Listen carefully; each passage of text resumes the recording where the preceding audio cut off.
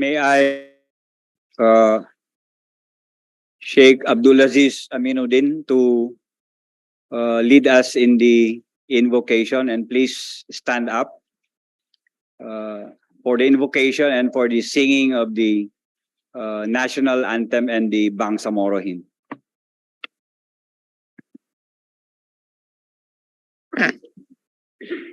Bismillahirrahmanirrahim.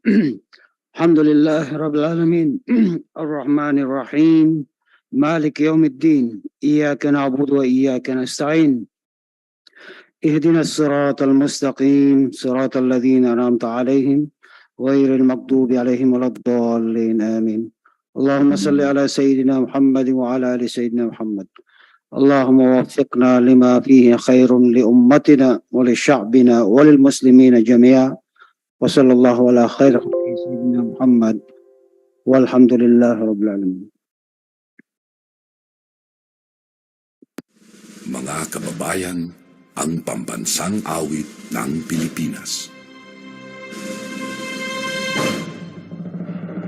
Kayang magiliw, dalas ng sinakanan, alam ng puso, sa dikit mo'y buhay.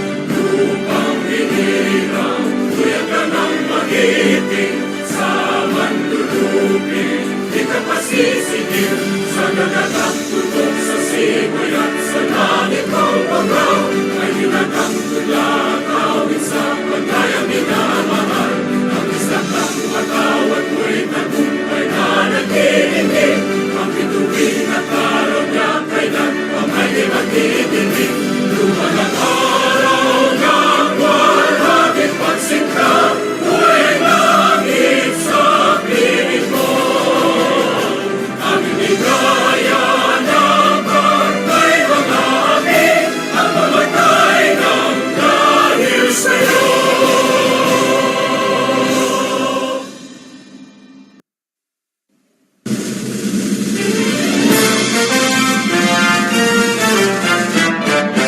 Simula noon hanggang ngayon, isa ang naging layon.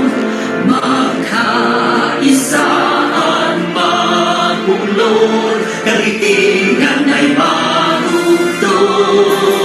Tumayo tayo mula sa hamon ng nakaraan, niyapos ang panganib na umahalal. Pinangako sa puso at paniniwala, ang ginhawa para sa kabataan. Bangsamoro ay tagumpay, bunga ng pawis, sugo at buhay. Kapayapaan, katarungan, ay ating nang nakamtan. Alhamdulillah, alhamdulillah, pagpalain Bangsamoro.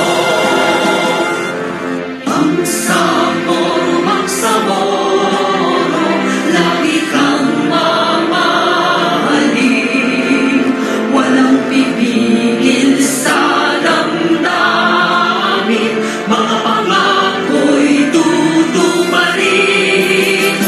Habang buhay kami sa'yo'y magbabantay, mananatili sa puso't isipan. Ang kahapon humimlay na nagbuwis ng buhay, nasa piling na ng may kapal. Bangsamoro ay tagumpay, bunga ng pawis, dugo at buhay. Kapayapaan, katarungan, ay ating nang nakamtan. Alhamdulillah, alhamdulillah, pagpalain Bangsamoro.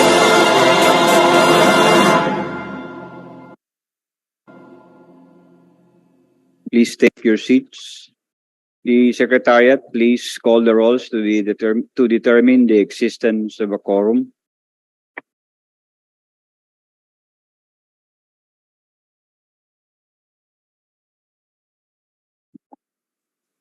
Roll call, honorable members of the Bangsamoro Transition Authority Parliament. Abbas Ahmad, Abbas Harun, Abbas Basit, Abu Mujib, Alamia Laisa, Alaudin Musbir, Ali Ibrahim, Ali Lanang Jr., Ali Edi, Present. Aminatu Suharto, Aminuddin Abdulaziz, Abatuan Baintan, Anayatin Susana, Antay Muhammad Kelly, Arnado Merian, Asnawi Dan, Babaw Ali Muntaha, Malindong Tamaluan, Basman Amna Tarhata, Kanday Bay Maleha, Present. Diranggalan Simi, Dumama Alba Siya Ilayha, Ibrahim Ahud, Ismail Suharto, Estilo Matarel, Gayak Abdullah, Gera Edward, Haji Abdullah Khalid, Hasim Abdullah, Hasan Hatimil, Iqbal Muhajir, Ismail Rasul, Jajuri Raisa, Jakilan Muslimin, Jikiri Al-Bakil, Kahalan Don Martin, Karen Faisal, Lim John Anthony, Long Benjamin, Long Don Mustafa, Lorena Jose, Makakuha Abduraw, Makapar Abdullah, Makasalong Marjani, Makatanong Amrosi, Maglangit Tarhata, Malik Hamid, Mantayel Baileng, Mastura Eshak, Matalam Japar Apollo Mikael, Mawalil Amul Bahar, Mendoza Frauling, Mitimbang Michael, Mitimbang Tawakal, Miswari Abdul Karim, Present po. Norreda, Mitnog Rasol Jr., Monius Hussein, Oranon Suwaid, Pakasam Obaida, Pak Abdul Wahab, Pangandaman Nabila Margarita, Present. Parcasio Randolph, Piang Ramon Sr., Ramos Jamila, Salendab Said, Salik Ali, Sanki Ali, Sena Omar Yasser, Sena Romeo, Sheikh Said, Silungan Aida, Sinulinding Kadir Jr., Sulaiman Ali, Pago Paisalin, Tan Nabil, Usman Asfar, Utto Basir, Uy Ayod Sidi Fahani, Yaqub Muhammad. Mr. Speaker, 42 members inside the plenary hall and 7 members joining via Zoom responded to the call. With a combined attendance of 49 members of Parliament, Mr. Speaker, I hereby certify to the presence of the quorum. With the certification of the Secretary General to the existence of a quorum, we will proceed with today's order of business. Bismillahirrahmanirrahim. Assalamualaikum warahmatullahi wabarakatuh. Good afternoon, everyone. Mr. Speaker, for the order of business for today's session, may I make a motion to dispense with the reading of Journal number 15 of January 18, 2023 session, Mr. Speaker. There is a motion to dispense with the reading of Journal number 15 of January 18, 2023. It's been seconded. There being no objection, the motion is approved. I move to approve the journal of the previous session subject to style, Mr. Speaker. There's a motion to approve the journal number 15 subject to style. It's been seconded. There being no objection, the motion is approved. For today's session, we have 4 bills on first reading. Mr. Speaker, may I request the Secretariat to please read the bill numbers, the titles, the authors, and the co-authors in sequential order, Mr. Speaker. The Secretariat is directed to read the bills under consideration for first reading, including the name of the authors and co-authors. Please include also in the attendance today the presence of MP Oy Oyod.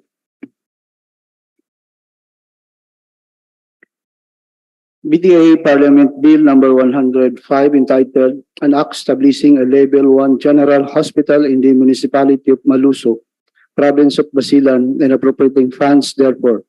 Authors, members of the Parliament, Amir Bahar Mawalil, Hatimil Hassan, Muslimin Jakilan, and Liza Alamia. Co-authors, members of the Parliament, Mosber Alaudin, Bahintan Abatuan, Suharto Ambuludto, Rasol Mitmug Jr., Don Mustafa Loong, and Rasul Ismail. BTA Parliament Bill number 106 entitled An Act Upgrading the Lamitan District Hospital to a Level 2 hospital, increasing its bed capacity, upgrading its professional healthcare services and facilities, authorizing the increase of its medical personnel, and appropriating funds therefore. Authors, members of the Parliament, Amir Bahar Mawalil, Hatimil Hassan, Muslimin Jakilan, and Liza Alamia. Co-authors, members of the Parliament, Mosber Alaudin, Bahintan Ambatuan, Suharto Ambuludto, Rasol Mitmug Jr., Don Mustafa Loong, and Rasul Ismail.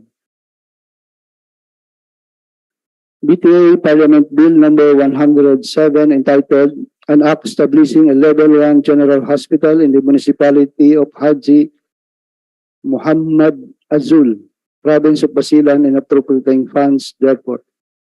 Authors, members of the Parliament, Amil Bahar S. Mawalil, Hatimil Hassan, Muslimin Jakilan, and Liza Alamia.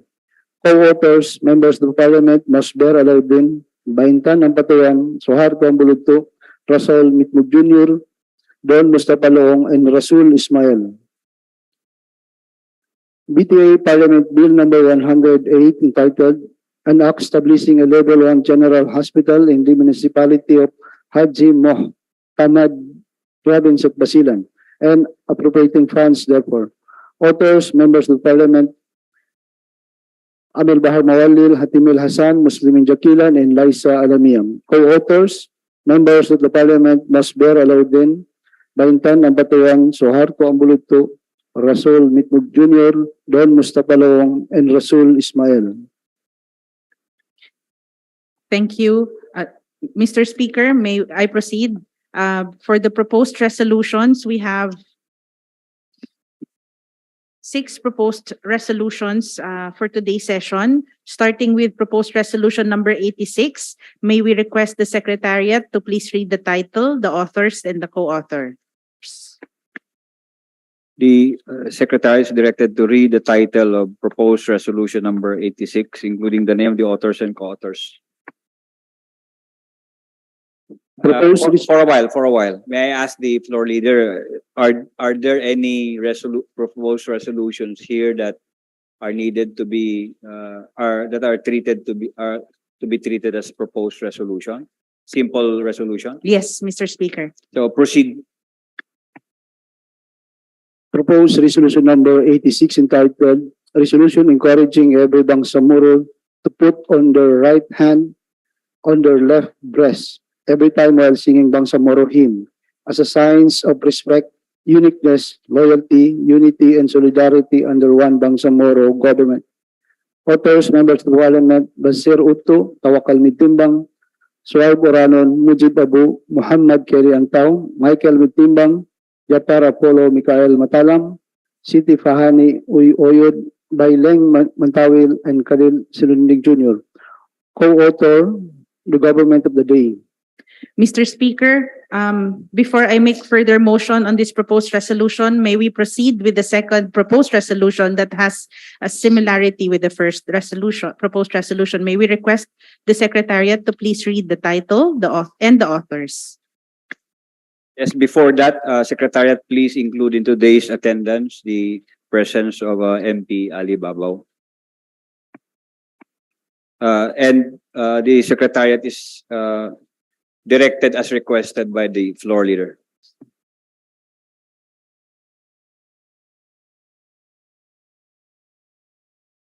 Proposed resolution number 137 entitled, "A resolution encouraging every Bangsamoro to place the right hand over the left chest upon singing the national anthem and the Bangsamoro hymn to show respect, solidarity, and to stand as united Bangsamoro region." Authors, members of the Parliament, Kadil Sinurinding Jr., Mujib Abu, Muhammad Kelly Antao, Baileng Mantawil, Jafar Apollo Mikael Matalam, Michael Mitimbang, Tawakkal Mitimbang, Suhaib Oranon, Basir Utu, and Siti Fahani Uy Oyod. Mr. Speaker, I move to treat resolutions number 86 and 137 as simple resolutions and further move for consolidation, Mr. Speaker. There is a motion to treat proposed resolutions number 86 and 137 as simple resolution, and the further motion to consolidate the same. Is there any objection? It's been seconded. There being no objection, the motion is approved. Mr. Speaker. Secretariat, please include also in today's attendance the presence of MP Sani Munoz, Minister Munoz of MPOS, and MP Dilangalen. Mr. Speaker, for proposed resolution number 86, since the main author is not in the room, may we request Member of the Parliament, 86. Member of the Parliament, Muhammad Kelly Antao, to please give a few words about the resolution.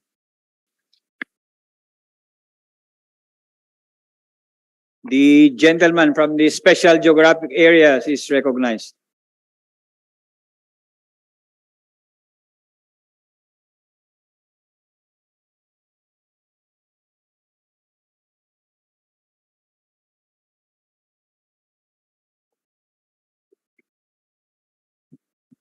Bismillahirrahmanirrahim.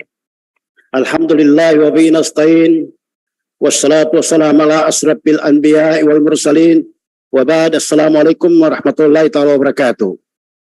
My courtesy to our speaker, Honorable Angali Pangalian Balindong, the deputy speakers, majority floor leaders, my colleague in this chamber, again, assalamualaikum warahmatullahi ta'ala wabarakatuh.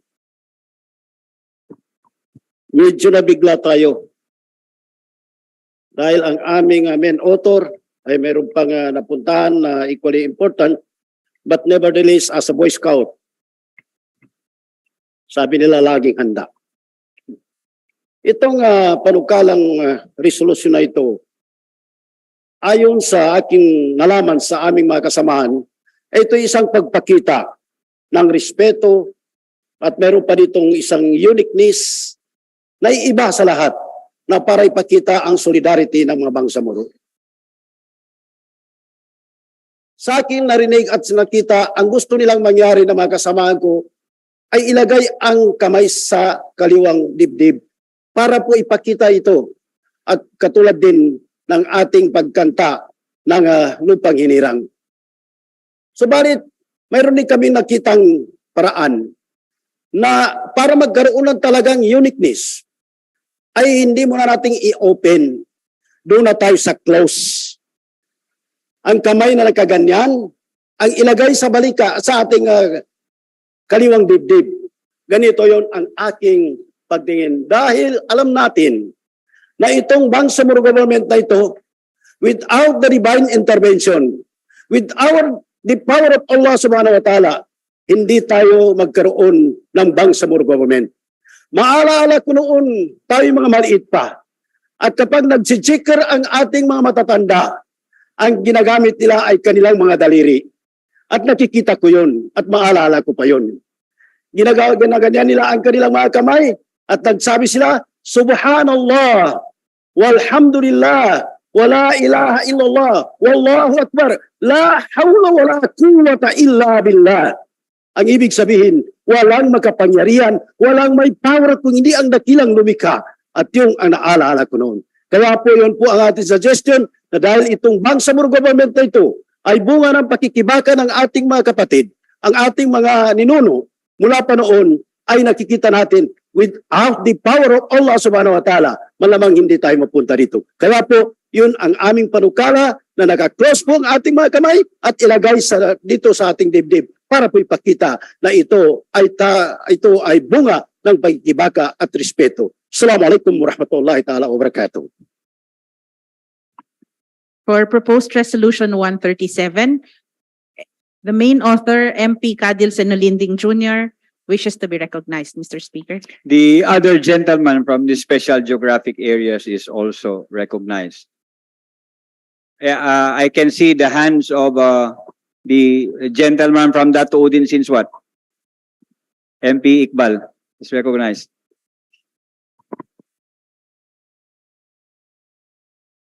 Secretariat, please include also in today's attendance MP Matarul Estino and of course the Deputy Speaker Attorney Lanang Ali Jr. And I can see already MP the Deputy Speaker Nabil Tan.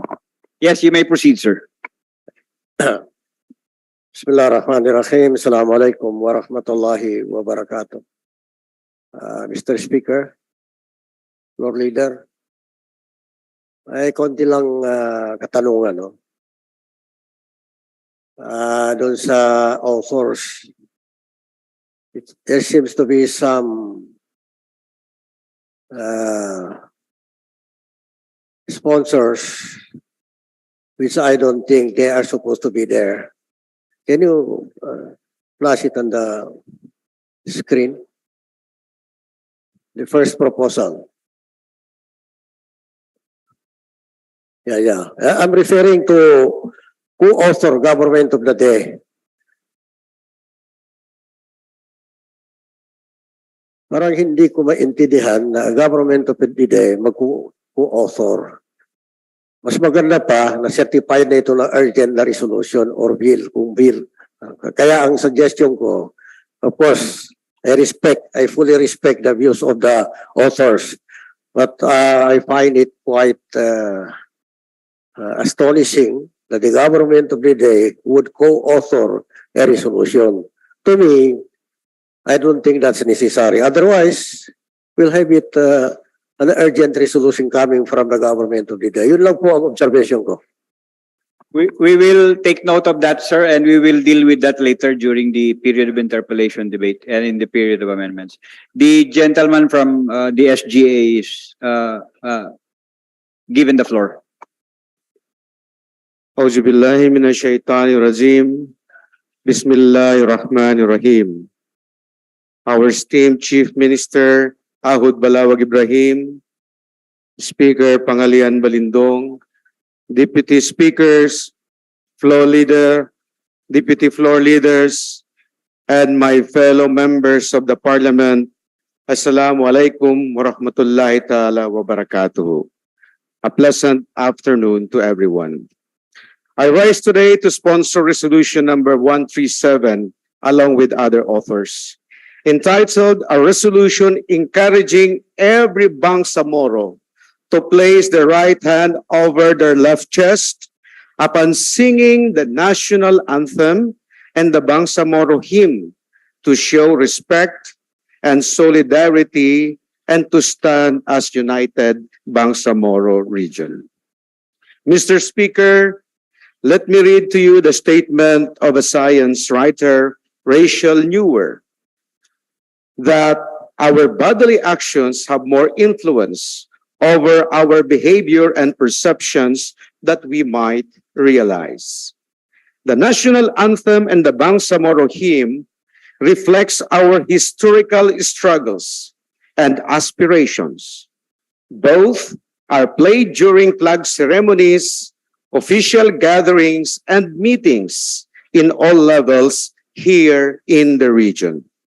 Therefore, as we stand straight, we place our right hand over our left chest as a symbol of respect to all sacrifices made by our forebears and brethren, to our ancestors, clan members, families, and to ourselves. It also reflects solidarity as a region and a country with a silent promise supporting the cause for the majority. Our Constitution declares that it is a state policy to inculcate nationalism and patriotism in our young individuals. And this, I believe, is a simple but truly meaningful sign of patriotism. May the gesture of patriotism reminds everyone, especially those who have not experienced the realities of armed struggle, to be reminded of the sacrifices of our Moro people, the MNLF and MILF, including the non-combatant intellectual support groups who supported and fought for self-determination and ultimately governance in more than 4 decades. Therefore, Mr. Speaker, with recognition of the Bangsamoro government and Bangsamoro identity worldwide, it is an entitlement to its own regional hymn to encourage every Bangsamoro to place their right hand over their left chest while singing the hymn as a sign of respect, unity, solidarity. With this, I call on our distinguished colleagues to support, and I also move to be recorded as co-authors of this resolution for adoption and approval. Wabillahi taufiq wal hidayah. Wassalamu alaikum. Thank you, Mr. Speaker. Secretariat, please take note also of the attendance of Deputy Speaker Paisal Intago. Thank you, Mr. Speaker. MP John Anthony Lim wishes to be recognized, Mr. Speaker. The gentleman from Tawi-Tawi is recognized.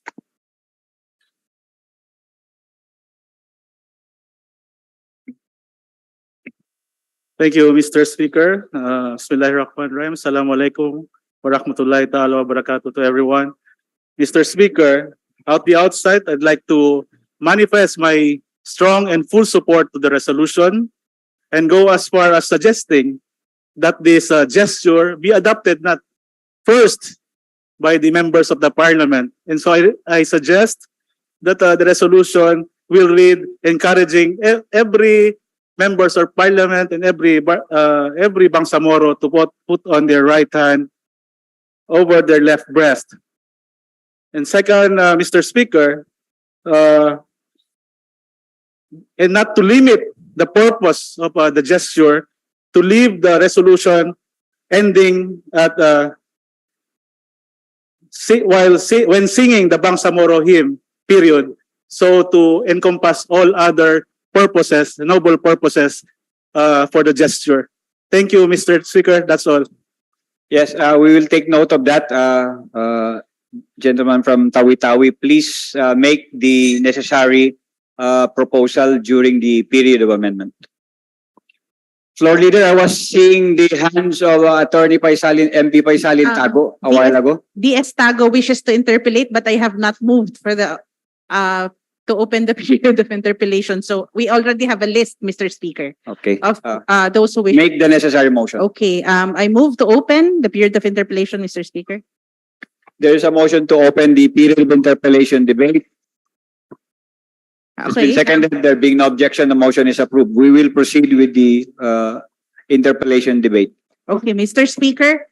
First in the list is MP Don Loong. Second is MP Amir Mawalil. Third is Deputy Speaker Tago. And then Deputy Speaker Lorena.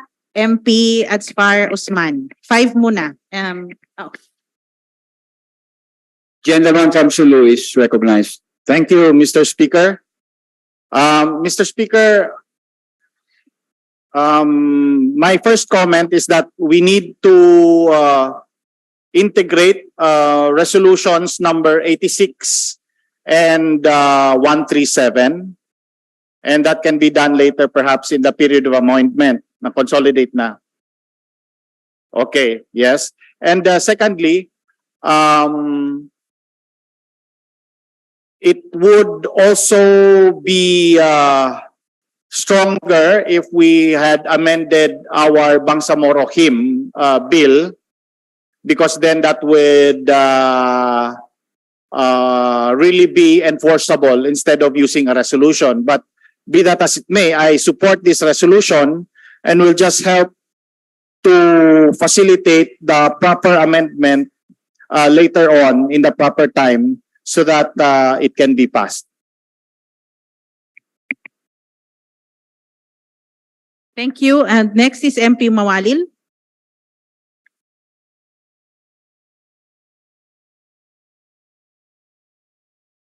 The gentleman from tawi-tawi is recognized.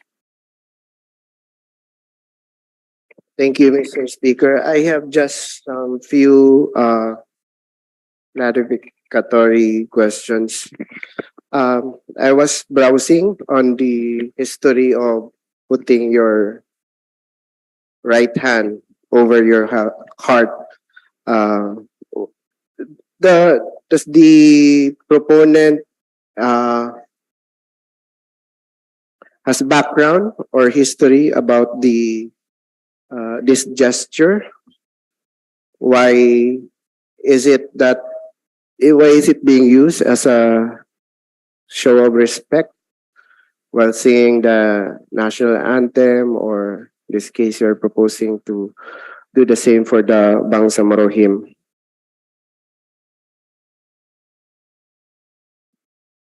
Is the gesture as a Western concept?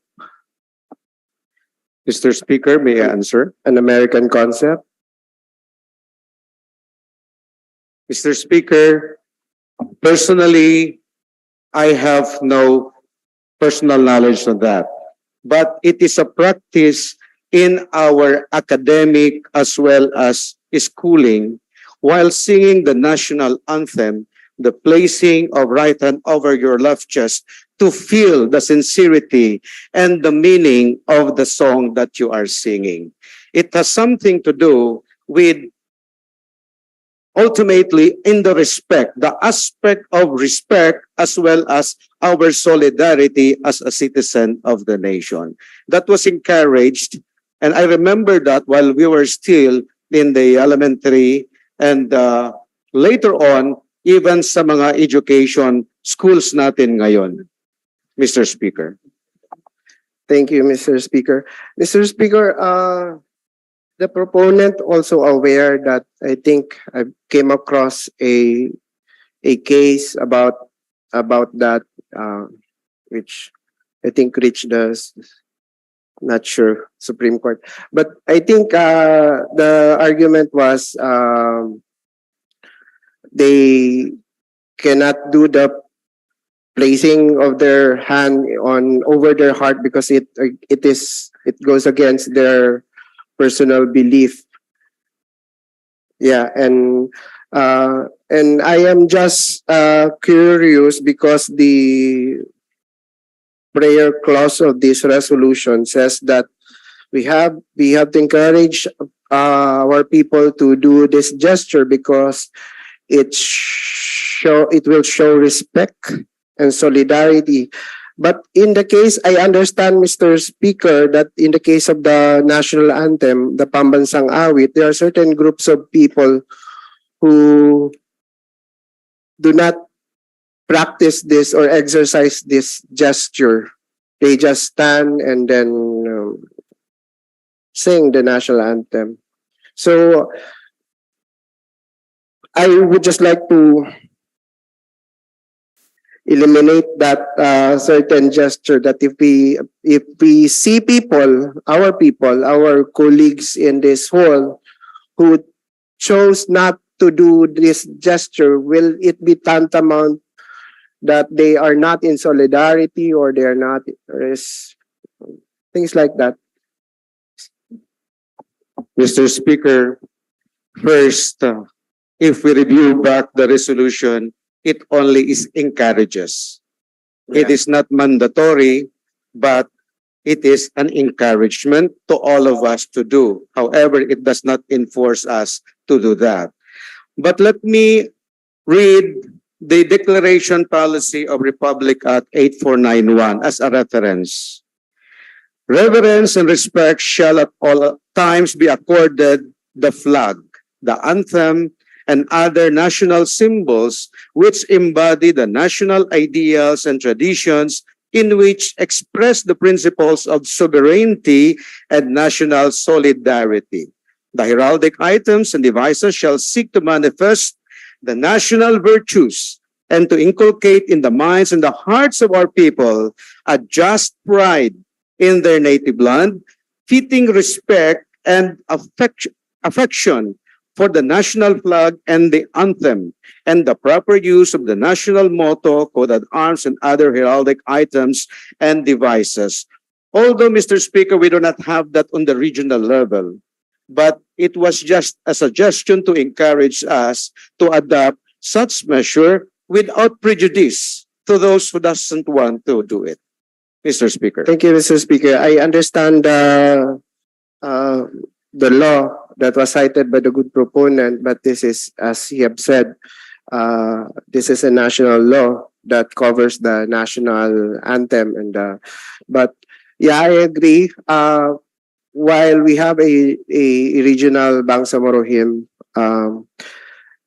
and I also would like to go back to my earlier statement that what's the origin of the placing your hand over your heart while you're singing the national anthem? I think it's to foster nationalism among our people. So is it safe to say that we are putting the Bangsamoro hymn into an equal status with the national anthem? Mr. Speaker, the putting of the right hand into the left chest among our Bangsamoro people is a symbol of solidarity with our national identity as Filipinos. Yes, but also, but you were Mr. Speaker, the proponent also is citing the law that covers the national anthem. So we are making a reference to the national anthem.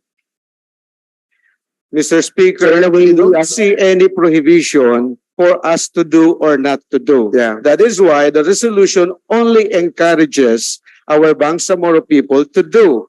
If ever they don't and if they feel don't like, then I think there's no violation against the law, Mr. Speaker. I understand, but we are, Mr. Speaker, my only problem is we cannot determine the history of placing our hand, because for me, yes, we are practicing that on the national anthem, but it's an impose, because we are talking here of a Bangsamoro nationalist identity. So I think we have to settle that. But nonetheless, I support, but I would just like to reserve but because there are other ways in which we can show our respect. In fact, the singing, us singing the Bangsamoro hymn is ultimately a show of our solidarity, that we are embracing the Bangsamoro or Moro identity as a people. My only problem is that we are not really sure of the origin of this gesture, and for me, it's an imposed colonial gesture that was imposed by the colonizers. But nonetheless, I end my interpellation, Mr. Speaker. Mr. Speaker, next in line is Deputy Speaker Tago.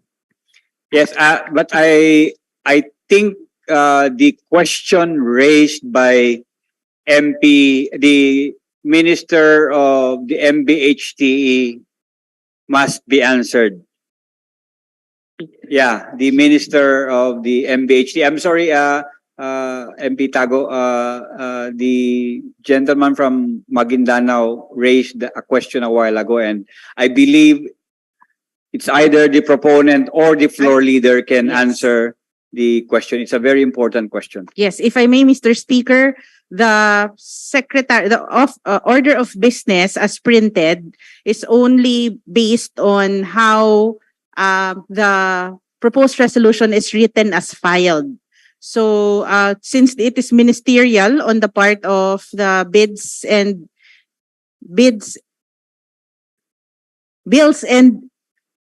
index division to record the proposed resolution as received, that is how they also print it in the order of business. But I believe that the Honorable Member to Parliament and Minister of Education is correct that this should have been removed. But it is ministerial on the part of the bids in receiving it and of the pad in printing it that they reflect how it is written. Thank you, Mr. Speaker. Yeah, the Minister MBC would want to be recognized, but I think there is already a list given by the floor leader. You will be the sixth interpolator, sir, if you want to interpolate. So the gentleman from Lanao del Sur is recognized. Thank you, Mr. Speaker. Nakalimutan ko tuloy yung sasabihin ko, na-interrupt eh. Ngayon gusto ko lang na-recall. Anyway, Mr. Speaker, for the record, ever since I am against the placing of right hand in our sins.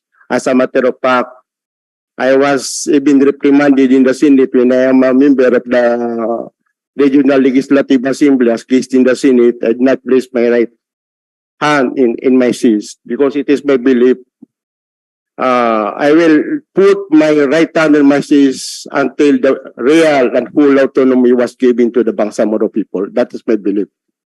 I will not do that if the real and genuine autonomy were not given to the people. Nevertheless, Mr. Speaker, gaya ng tanong kanina ni MP Mawalil, anong history nung placing of right hand?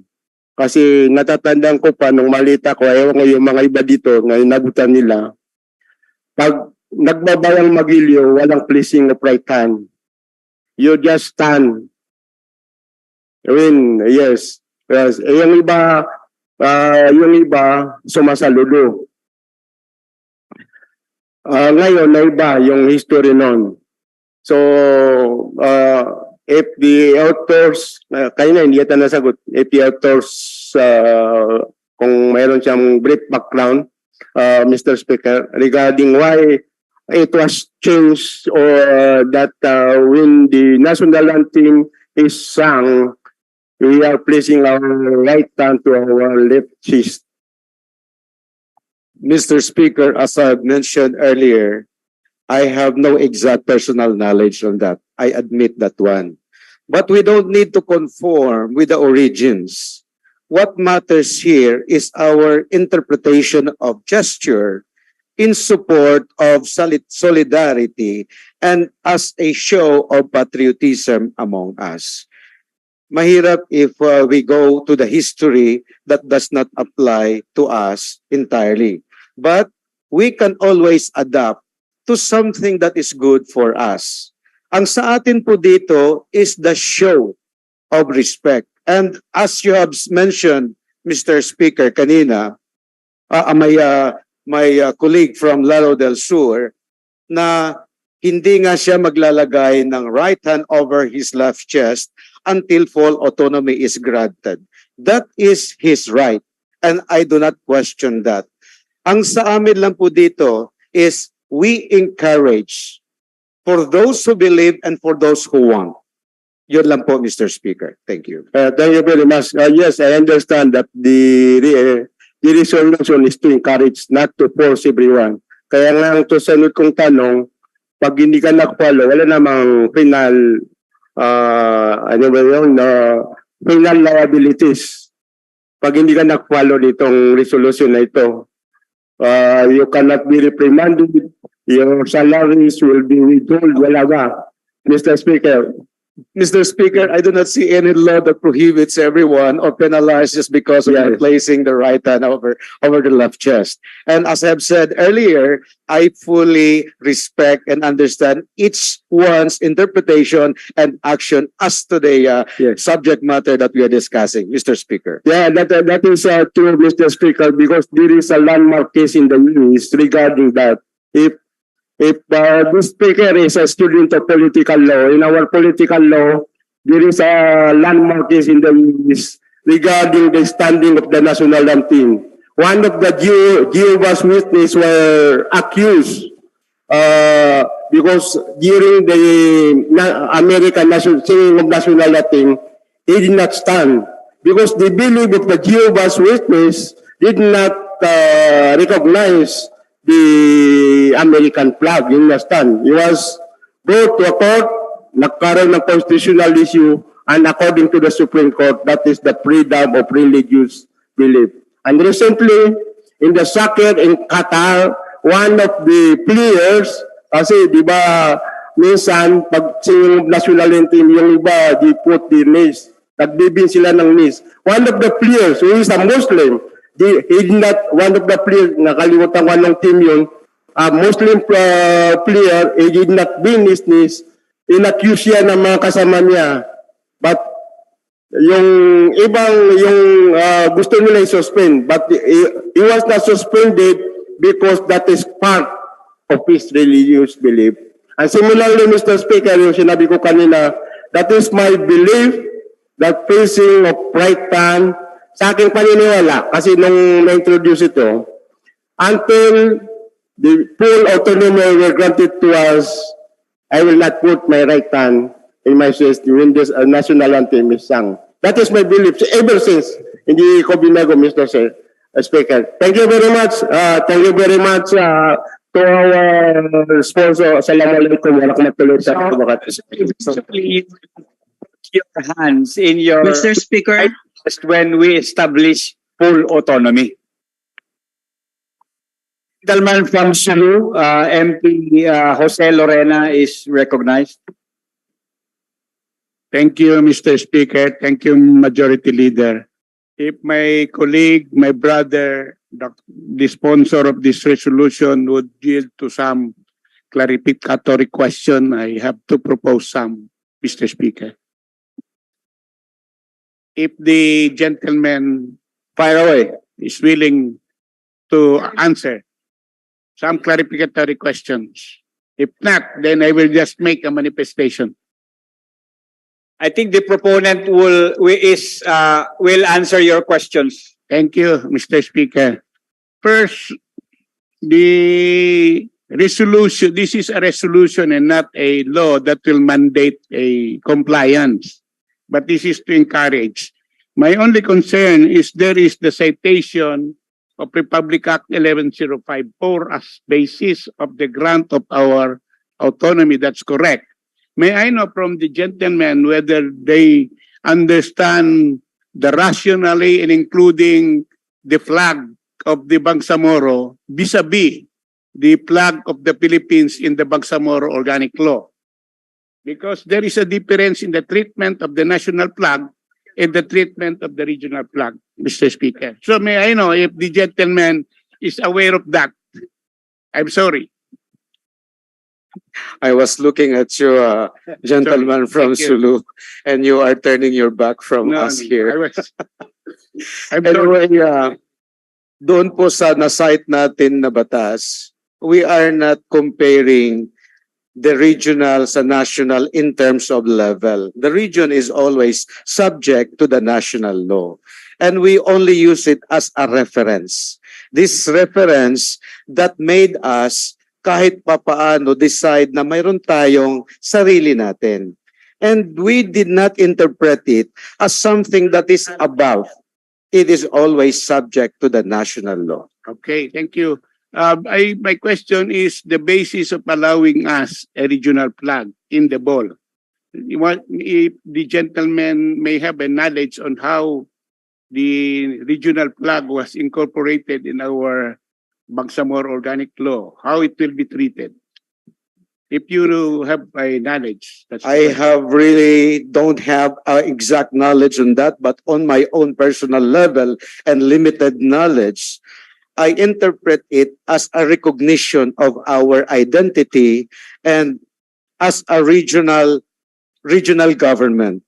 Now, So we were given this opportunity to enact laws on our level in conformity with the national laws. Yun po, sir. the second question is is the sponsor aware that in the singing of the national anthem, including the respect for flag, the same is covered by a national law called the flag law?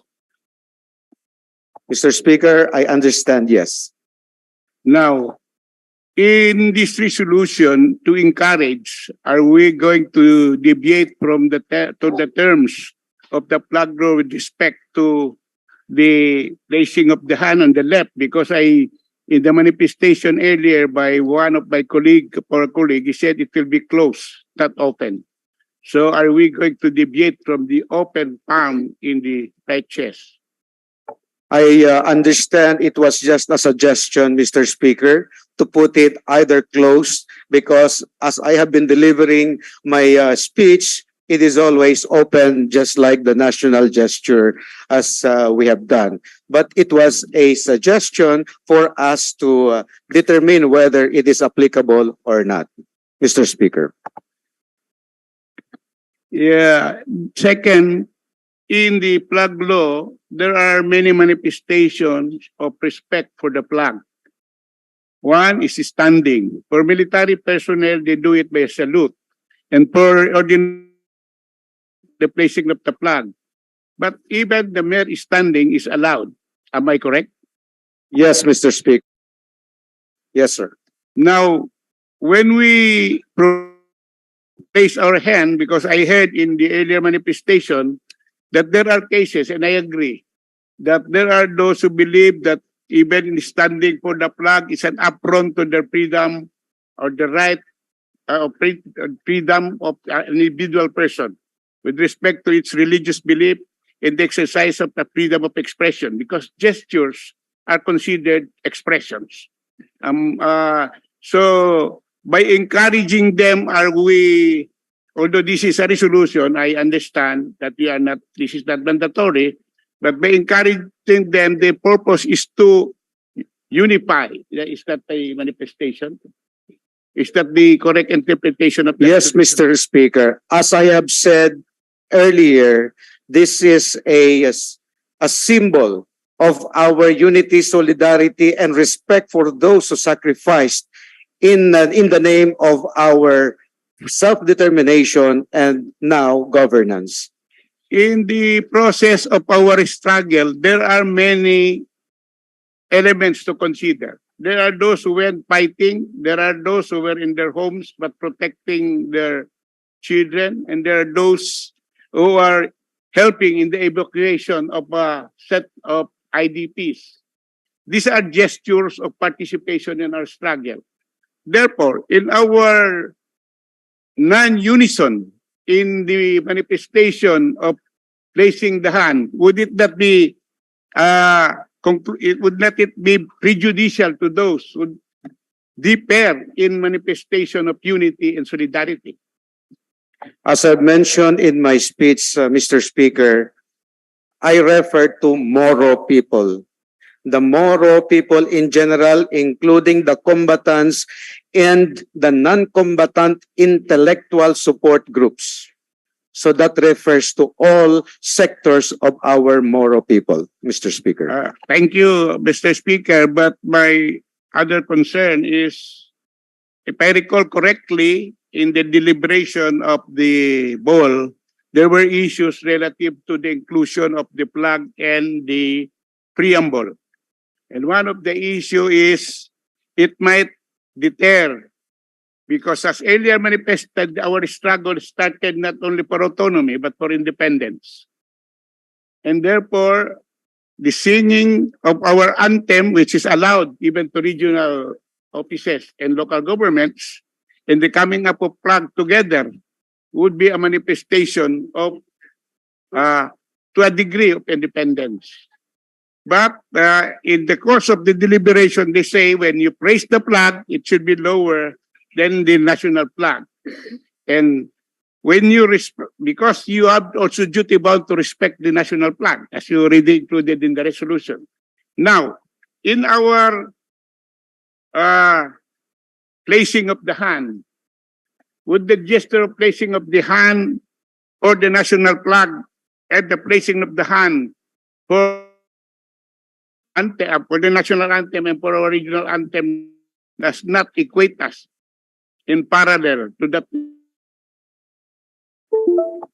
Mr. Speaker, respect does not see any level. It shall be high and not low. So the determination of putting the hand should not reflect the degree of respect we have for the national in the regional, because I believe, as a proponent of this resolution, our respect for both shall not be different, because it reflects on who we are and our struggles in the past and in the present. Yes, Mr. Speaker. Thank you, Mr. Speaker. Thank you for that clarification. But to bring more emphasis to unity and solidarity of the Bangsamoro people, would it not be proper to come out with a law rather than just to encourage them? Because if they determine in this resolution, you just encourage. But if the exception becomes the rule, we might not be showing our generations to come of how unity, because it will only, because there is no compelling reason for them to follow. As you said, it is not mandatory. It is just to encourage. So by encouraging, if many will not comply, that would make this resolution non-operable because people will not just comply. So in the proposed amendment, would you yield that we just propose a law instead rather than a resolution to make it more compelling to all Bangsamoro to join us in the search for unity and solidarity? Thank you, Mr. Speaker. Mr. Speaker, if that is the direction, the recommendation of the gentleman from Sulu, I will be very, very happy to support it. Thank you, Mr. Speaker.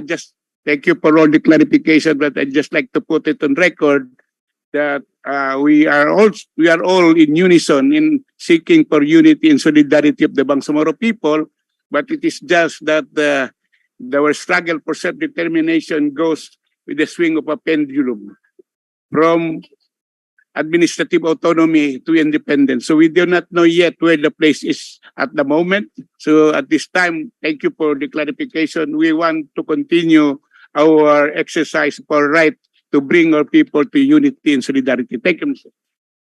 Floor Leader. 1 minute suspension, Mr. Speaker. 1 minute suspension.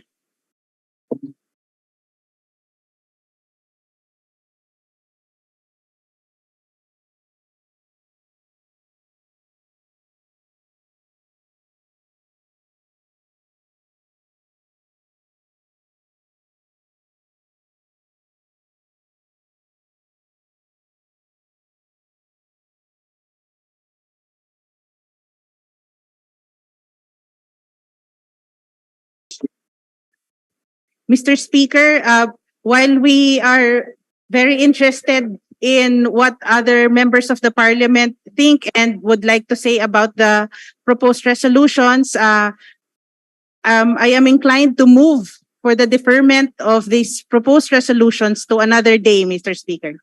There's a motion to defer consideration of proposed resolution number 86 and 137 to another day.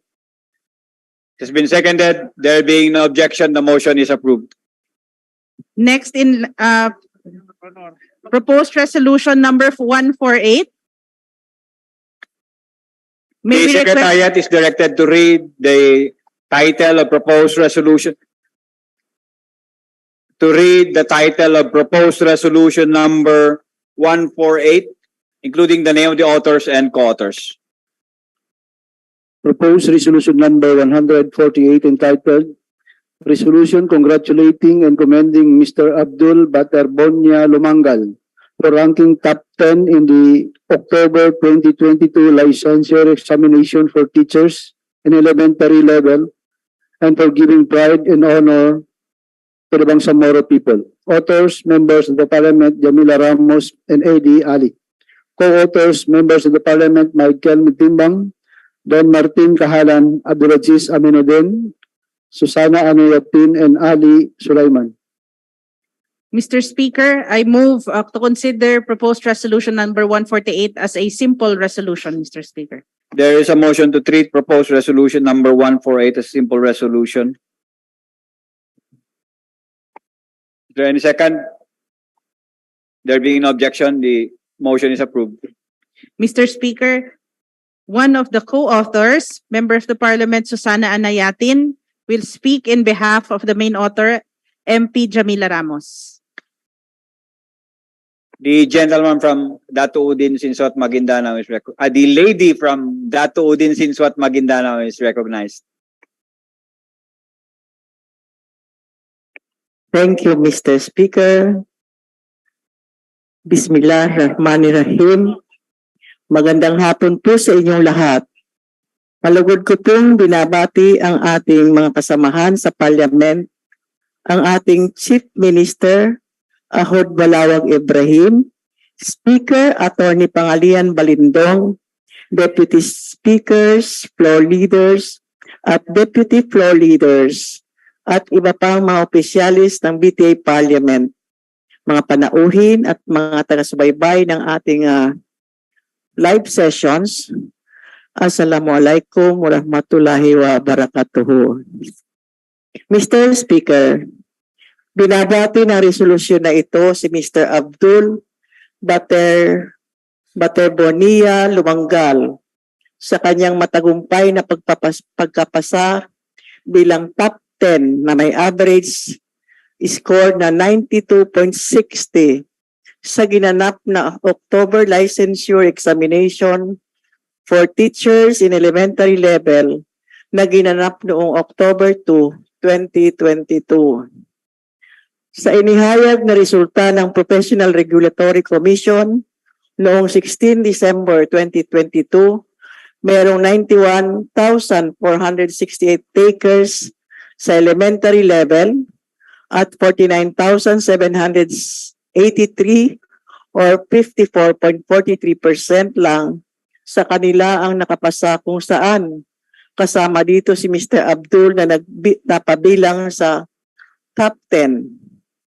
Lingid sa kalaman ng lahat, si Mr. Abdul Baterbonia Lumangal ay isang proud Maguindanaon at ipinanganak noong 3 ng Nobyembre 1994. Siya ngayon ay 28 taong gulang na at nakatira sa Poblacion Carmen, Cotabato. Siya ay nagtapos sa Universidad ng Southern Mindanao, Cabacan, at tumatanggap ng Latin Academic Honor bilang magna cum laude.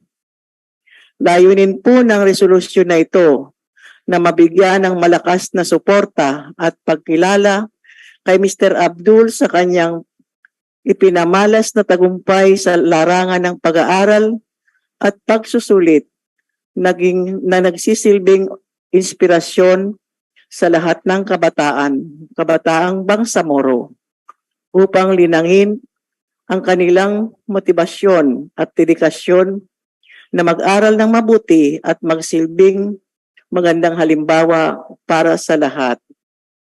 Kaya naman, hinihikayat ko ang aking mga kasamahan sa parlamentong ito na suportahan ang resolusyon ito bilang parte ng ating advokasya na manatiling tapat sa ating paniniwala na ang kabataan ay hindi lamang ang ating kinabukasan, bagkus sila na ang ating kasalukuyan. Nawa ay magsilbing instrumento ang resolusyong ito sa patuloy na pagkilala at suporta sa ating mga kabataang Bangsamoro na nagpapamalas ng kanilang galing at talino upang makilala at mabigyan ng karangalan ang ating komunidad bilang Bangsamoro. Maraming salamat po. Mr. Speaker, I move I move to open the period of interpellation, Mr. Speaker. Okay, 1 minute suspension.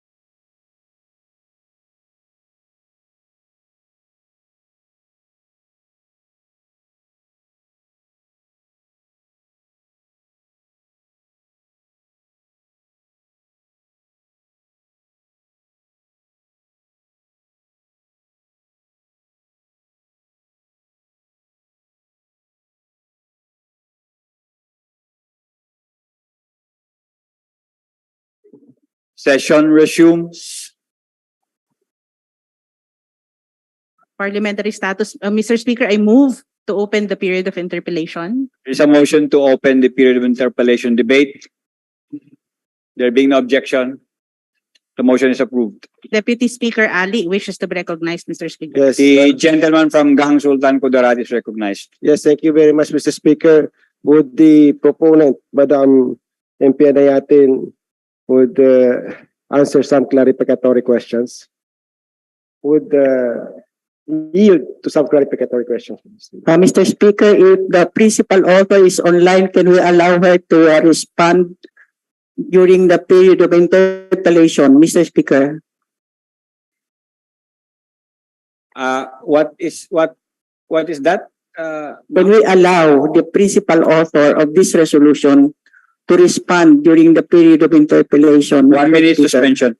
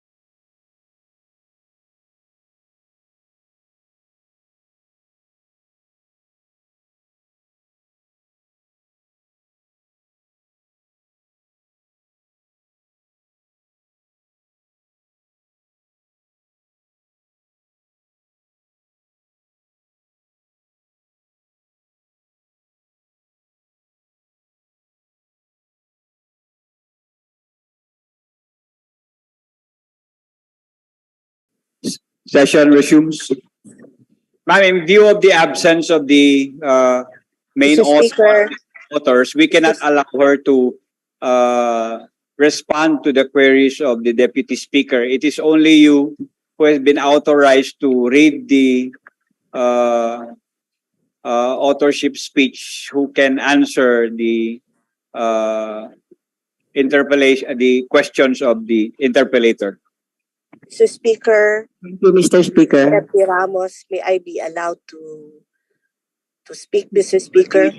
From Lanao del Sur, we are sorry, we cannot allow you to respond to the question. It's under the rules.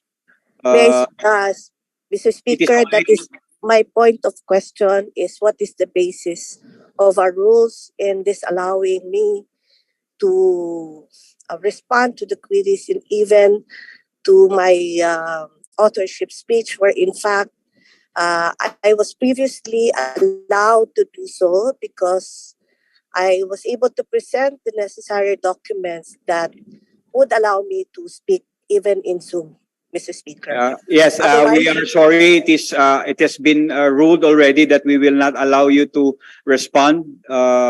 And we will give the floor to the lady from Maguindanao to respond. Anyway, we have asked already the interpellator that he will be asking only basic questions, which can be answered by the lady from Dato Din Sinswat. Proceed yes, with Mr. the Speaker, interpellation debate.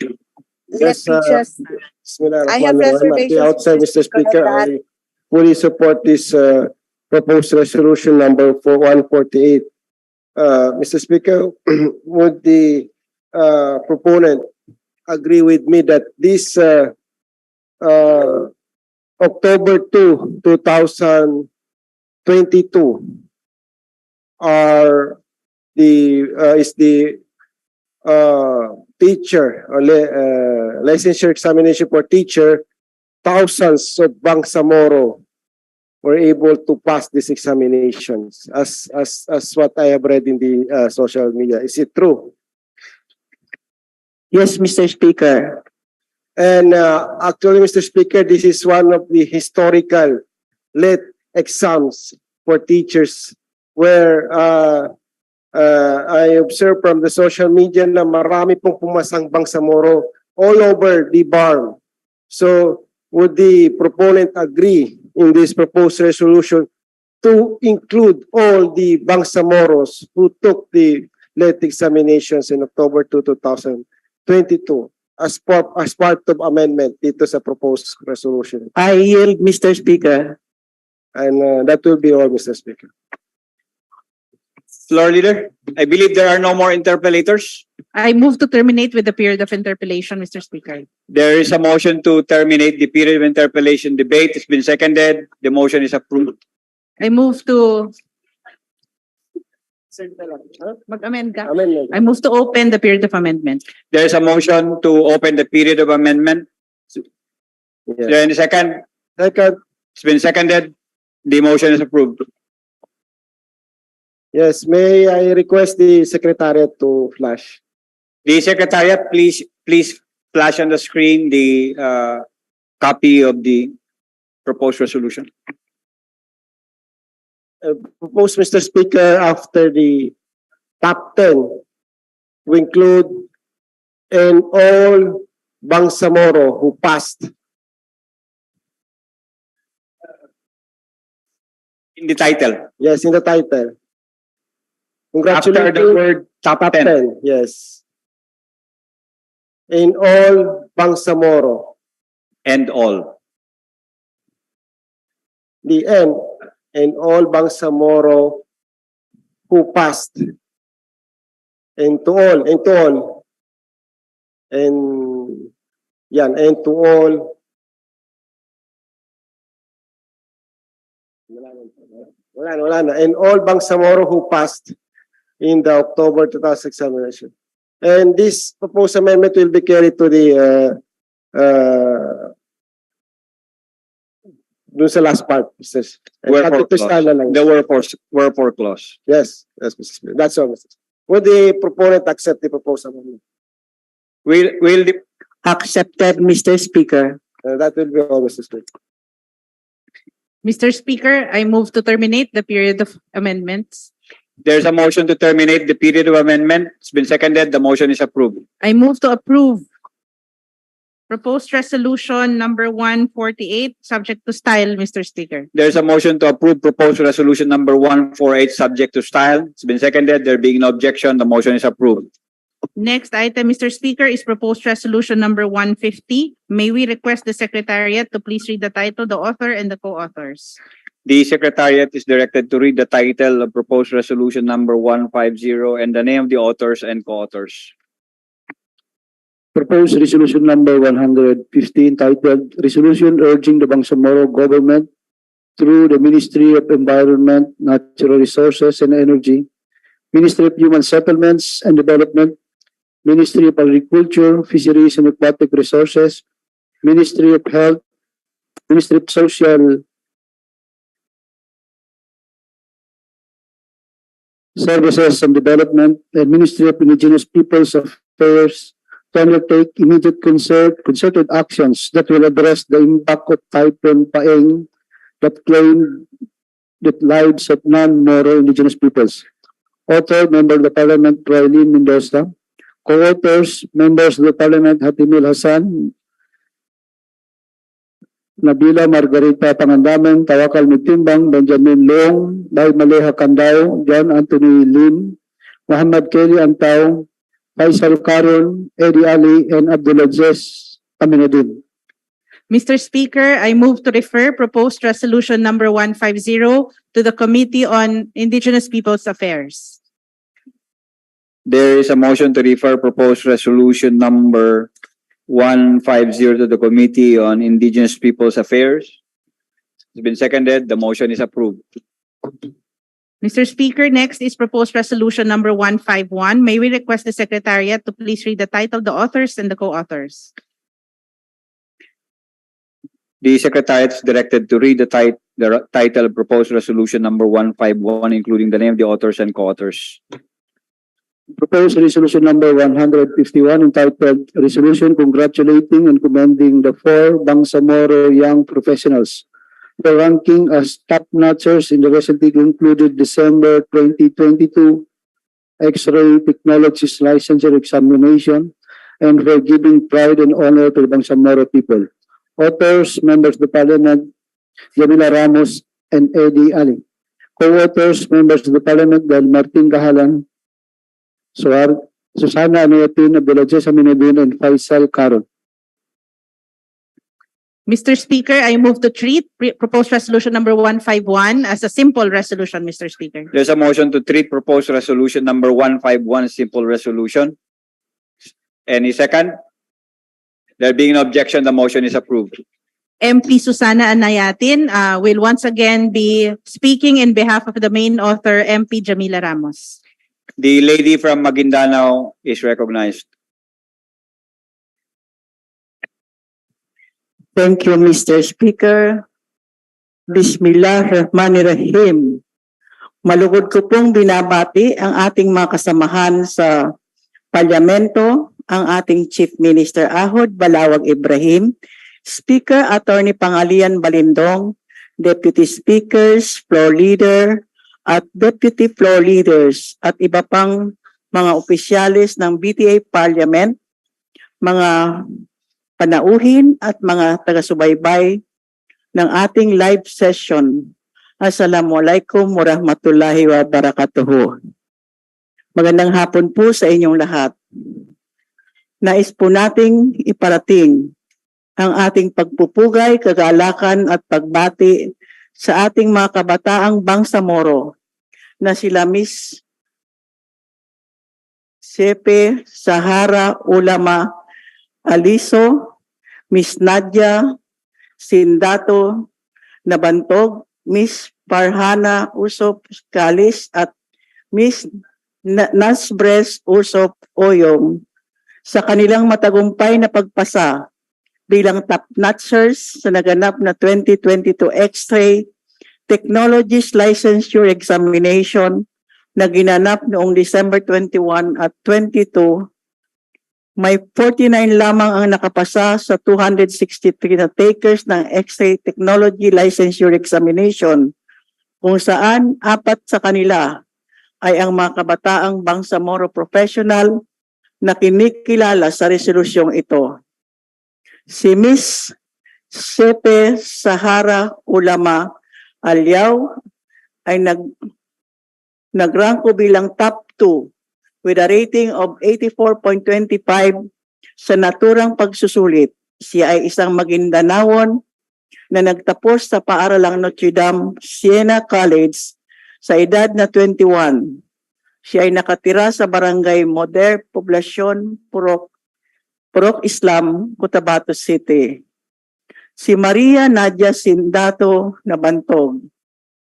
Si Miss Nadia Sindato Nabantog ay nagrangko bilang top 4 with a rating of 82.75 sa naturang pagsusulit. Siya ay isang Maguindanawon na nagtapos sa paaralang Notre Dame Hospital and School of Midwifery sa edad na 22. Siya ay nakatira sa Poblacion 8, Cotabato City.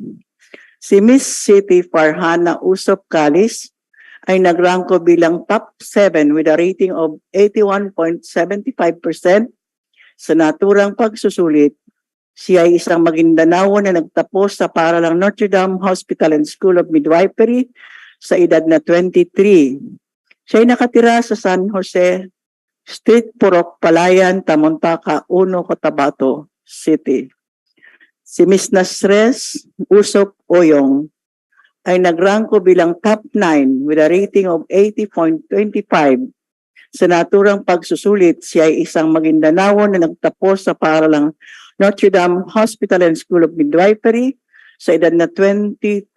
Siya ay nakatira sa Barangay Kakal, Poblacion 8, Cotabato City. Kahanga-hanga na 4 ang mga kabataang Bangsamoro ang nakakuha ng mataas na rangko at napabilang sa 10 na top notchers. Ang huwarang karangalang pinamalas nila na mapabilang sa mga top notchers ay isang malaking inspirasyon para sa mga kabataang Bangsamoro, hindi lamang sa ating rehiyon, kundi maging sa buong bansa. Kaya naman ang karangalang ito ay karapat-dapat nating bigyan ng pagkikilala at papuri dahil sa dala-dala nila ang ating pagkakakilanlan bilang Bangsamoro at ipinamalas nila sa lahat ng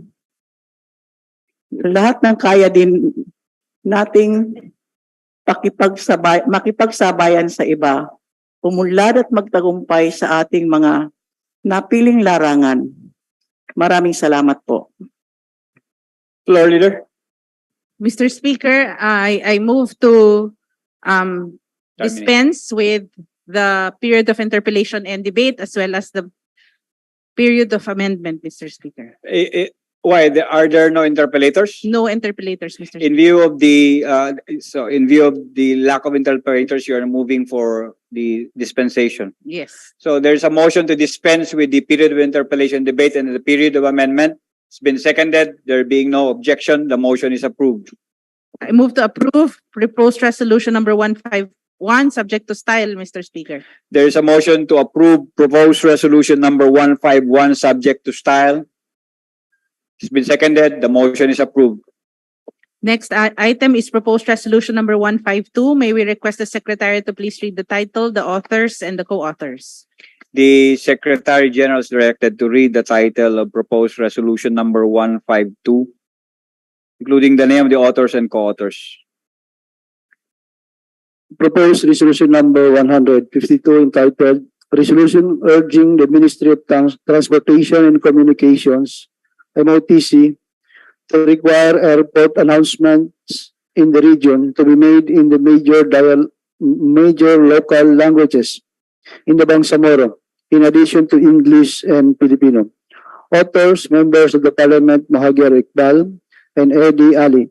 Co-authors, members of the Parliament, Abdullah Hasim, Abdullah Makatar, Abdullah Makakuha, Abdulwahab Pak, Aida Silungan, Ahmad Abbas, Ali Salik, Amrosi Makatanong, Bay Maleha Kandao, Bayleng Mantawil, Marjani Makasalong, Aaron Abbas, Ibrahim Ali, Kadil Sunulidi Jr., Marian Arnado, Mosber Alaudin, Said Sheikh, Said Salengab, Shah Ilaiha Dumama Alba, Suharto Ismail, Suhaib Baranon, Tawakal Migtimbang, and Obaida Pakasim.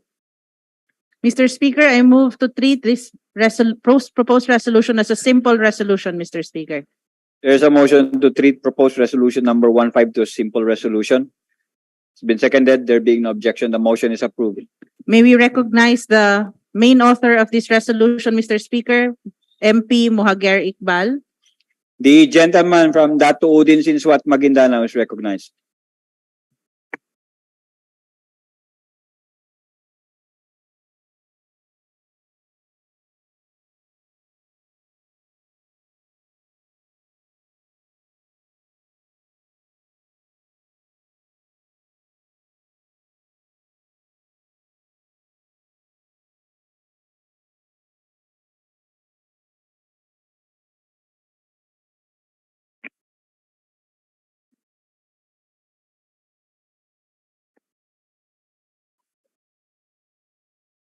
أعوذ بالله من الشيطان الرجيم بسم الله الرحمن الرحيم السلام عليكم ورحمة الله وبركاته.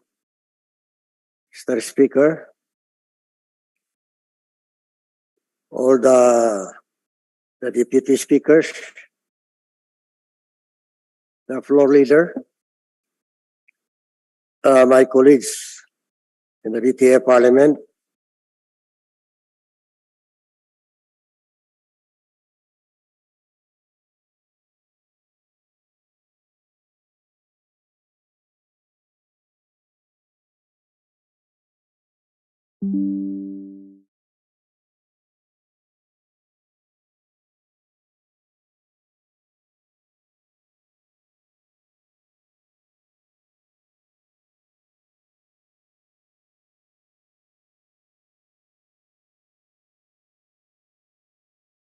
areas who travel from airport to airport, especially from the farm, do not fully understand English and Tagalog.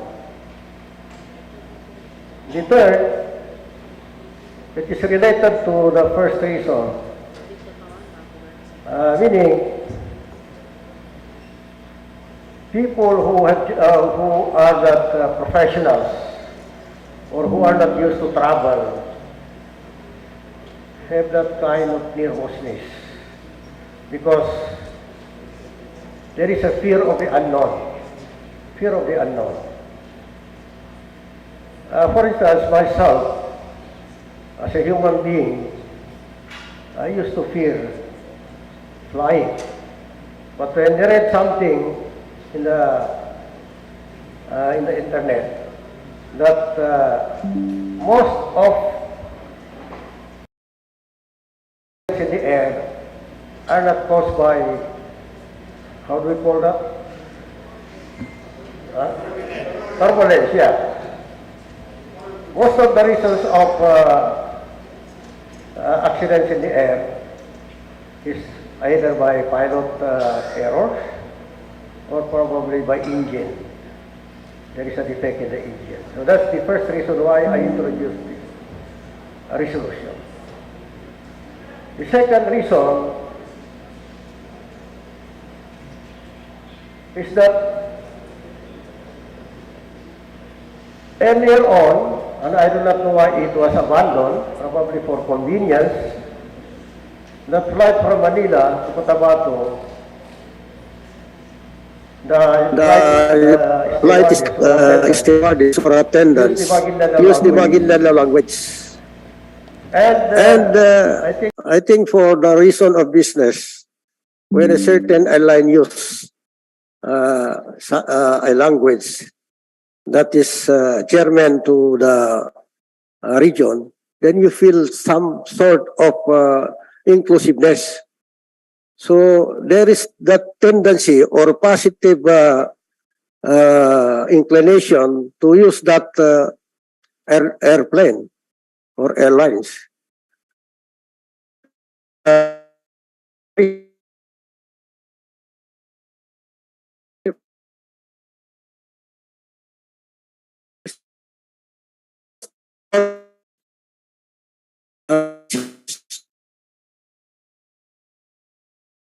in the Bangsamoro is recognition of the Bangsamoro identity. So this Bangsamoro identity, we are not talking about languages. We are talking about tradition. So it's very important that this actually we have taken linguistic languages for dialects in the Bangsamoro and in the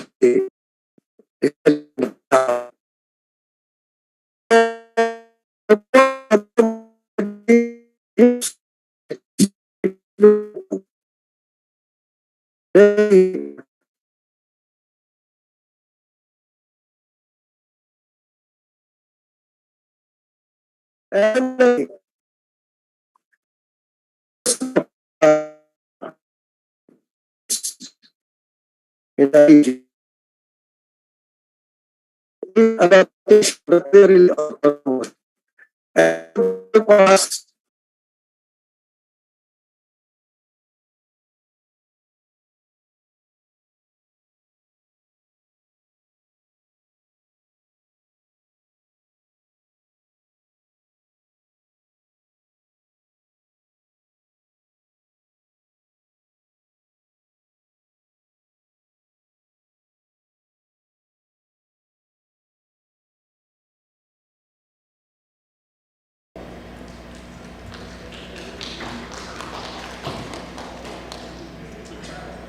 Mr. Speaker, I move to open the period of interpellation. Deputy Speaker, but before that, Deputy Speaker Faisal Intago wishes to offer some words of support.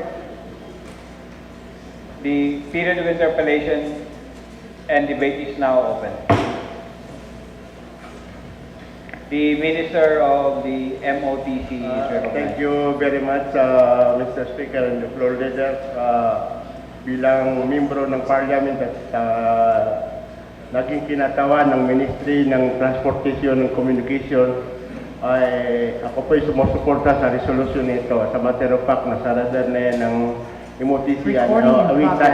I thank the Minister of Parliament, Muaggir Iqbal, for bringing this out in the Parliament para as a reminder to my ministry. Napakaganda po niyan, Mr. Speaker, dahil minsan yung announcement sa terminal na may cancel yung flight, minsan yung flight ay delayed. If you not announce it in our local language, baka hindi maintindihan ng mga pasahero, hindi sila makasakay kasi nila alam na yung flight pala ay na postpone, na cancel o kaya na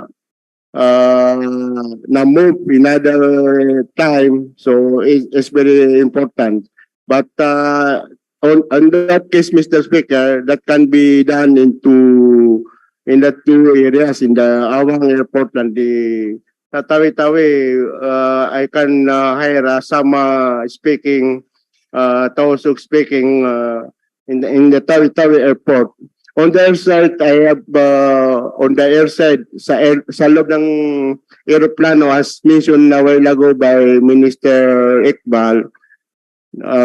Yan ang sabi namin sa mga airline kasi ewan ko kung may mga linguist sila sa airline. Yung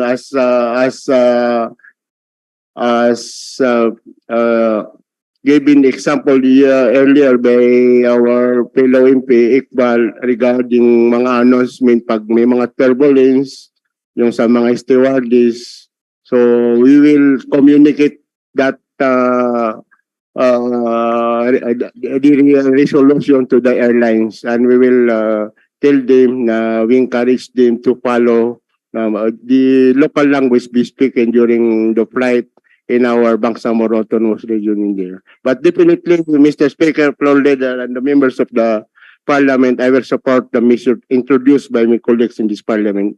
Assalamualaikum warahmatullahi wabarakatuh. Deputy Floor Leader Joe Lorena wishes to be recognized. Sir. The gentleman from Sulu is recognized. Thank you, Mr. Speaker. Thank you, Floor Leader. I want to be associated with this resolution, but before I manifest my intent to be included, if my colleague and our Minister of MBHT of Education, Culture, and our Chief Negotiator will yield to one very few clarification. Thank you, Mr. Speaker. As already intimated by our Minister of Transportation, the airside is not covered under our jurisdiction because only the airside is still within the national government. Is the intention of this resolution also include the announcement made by airline during air travel, Mr. Speaker? Or just announcement in the ground side? That's my first query. Well, it's not mentioned in the resolution that it included announcement while airborne. So I included in my statement, but with the special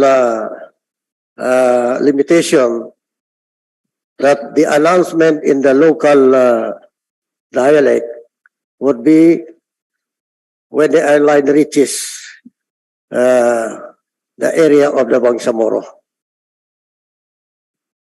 Thank you, Mr. Speaker. Because I raised that question because in some areas of the country, like in Zamboanga, airline pilots, including or tribe, will greet them in Chabacano or in other language. Perhaps we can include already the airside. So we just in the period of amendment, I'd like to introduce that to comply with this, to require for the ground side and to request that the OTC through the CAAB to require airline operators flying the Bangsamoro route to have their announcement on the air in the local dialect. So that is just premised on that manifestation, and I want to be associated with this resolution. I fully support the resolution. So that is only my premise for my amendment in the period of amendment to require by requesting the UTC National to require airline operators flying the route to the Bangsamoro to require airline operators to do their announcement on the air also in local dialects. Thank you, Mr. Speaker.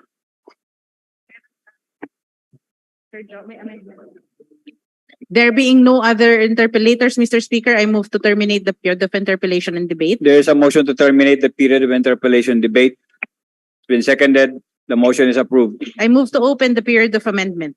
There is a motion to open the period of amendment. Deputy Floor Leader MP Joe Lorena The wishes period of amendment is enter now an amendment. open.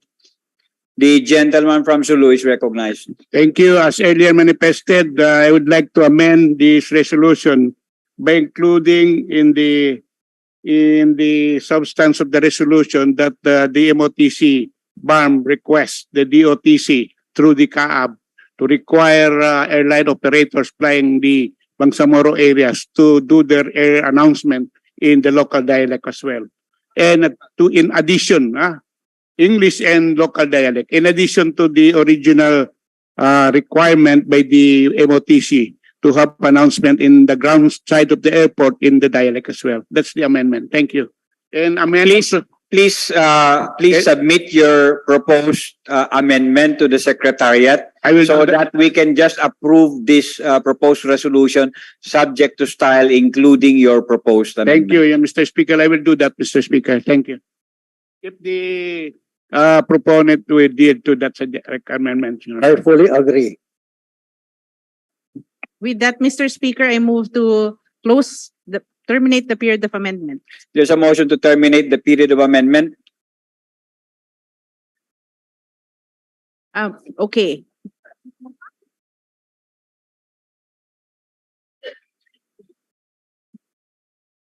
There's a motion to terminate the period of amendment. Any second? There being no objection, the motion is approved. I move to approve proposed resolution number 152, Mr. Speaker, subject to style. There is a motion to approve proposed resolution number 152 subject to style. It's been seconded. The motion is approved.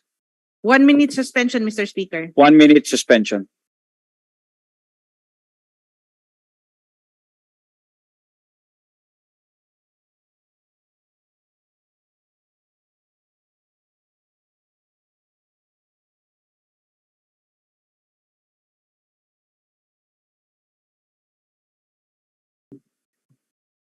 We are now on bills on second reading, Mr. Speaker. We have one for today's session, BTA Parliament Bill number 59.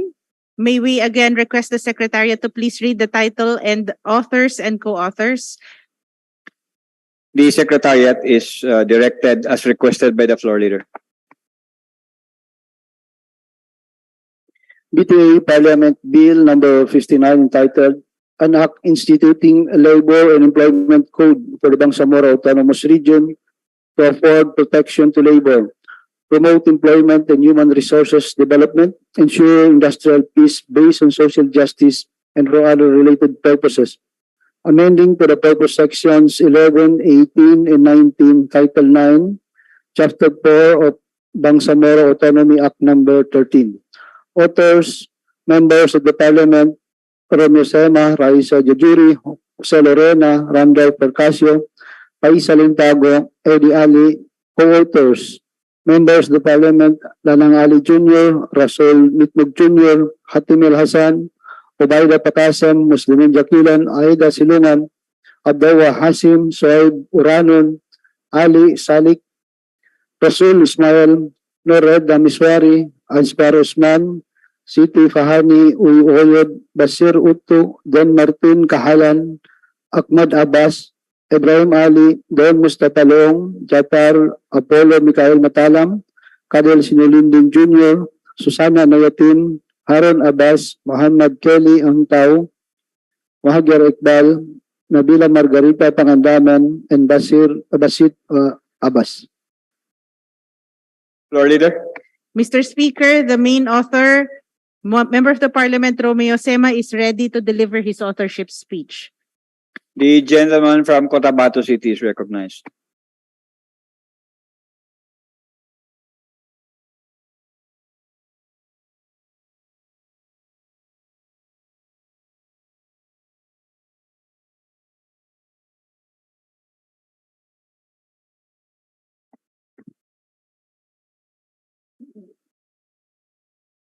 Thank you, Mr. Speaker. Bismillahirrahmanirrahim.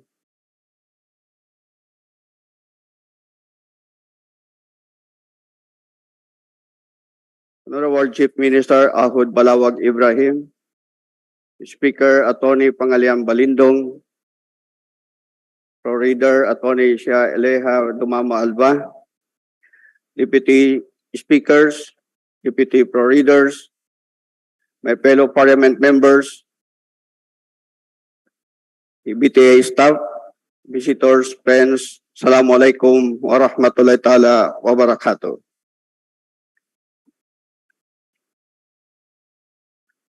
With the establishment of the Bangsamoro government, we, the Bangsamoro people, who have been at the receiving end of the historical injustice, have the unique opportunity to freely determine our political, social, economic, and cultural way of life in a manner that is consistent with our beliefs, traditions, aspirations, and shared cultural heritage.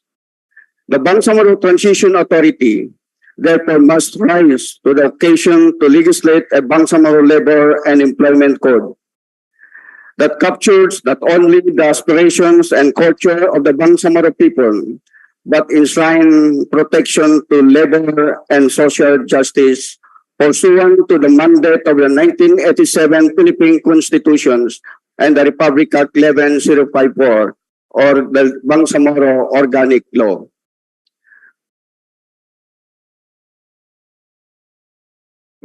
masiraan, maplatan, mapagod, may pangaraw, mahirap, mahirap sa pa. Wala akong mapasikan. Sikan lang.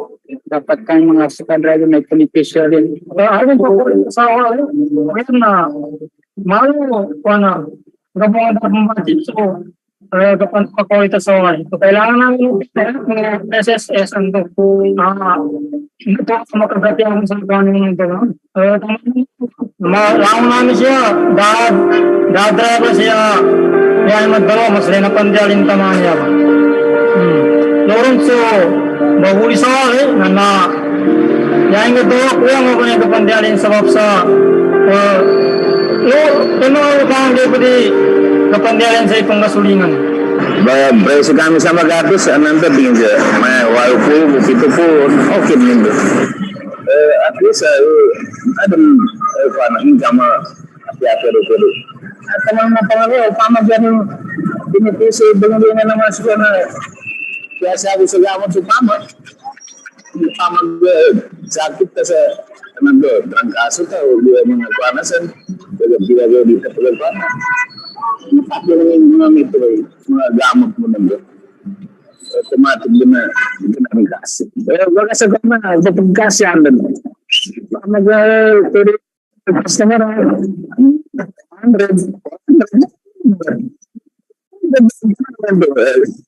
begas sedang magpagkatalo pero okay naman.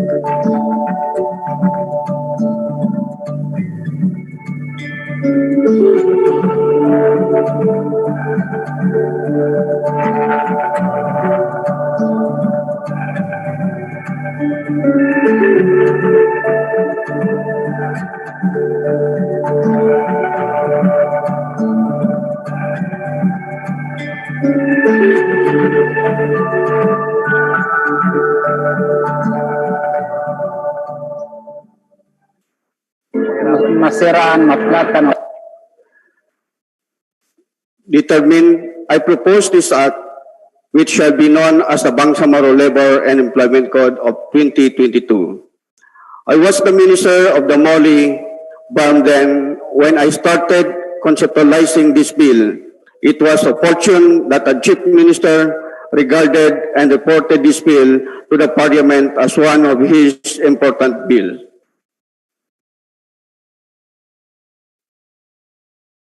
Bismillahirrahmanirrahim.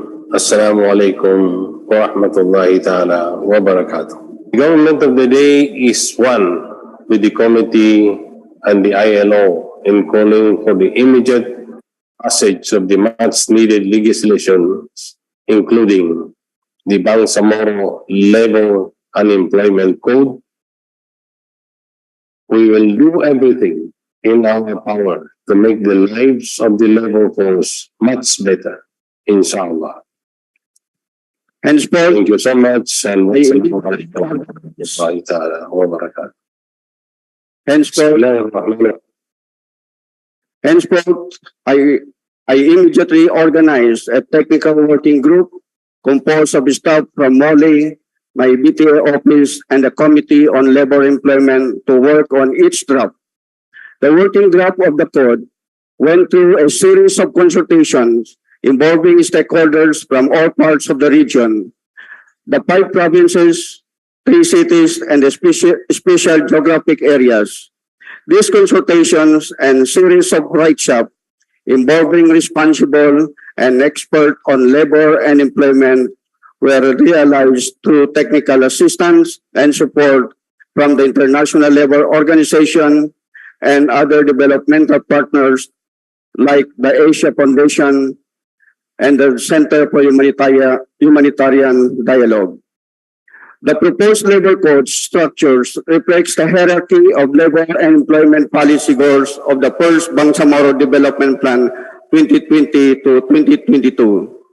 Adhere closely to the Labor Code of the Philippines and is aligned with the binding international convention, international labor standards, and non-binding recommendations for the promotions and protections of the rights of the workers and employers.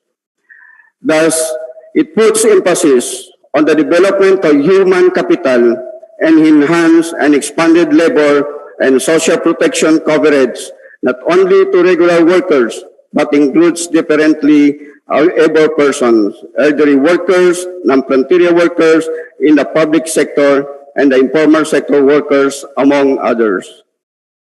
The Book 1 underscored the different modalities for skills and entrepreneurship training to address the stunting of human capital and vulnerabilities of certain sectors like women, children, differently abled persons, elderly workers, workers in the informal economy, overseas Bangsamoro workers, and indigenous people.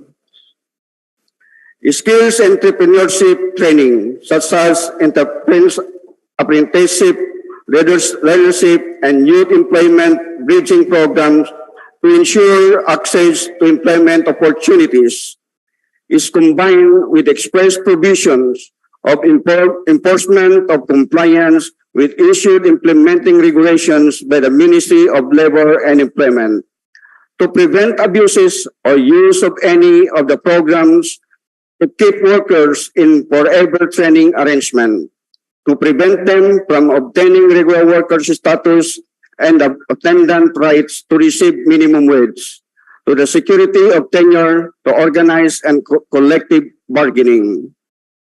The types of employment in the BARM is limited and simplified.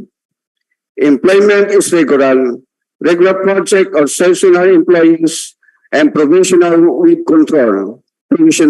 with control.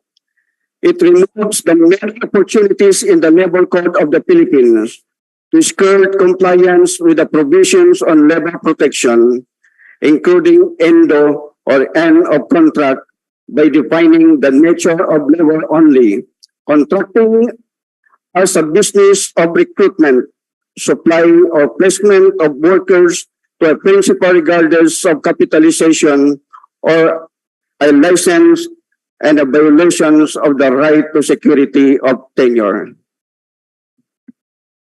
Hence, protection to labor policy is mainstream in all facets of the employment cycle.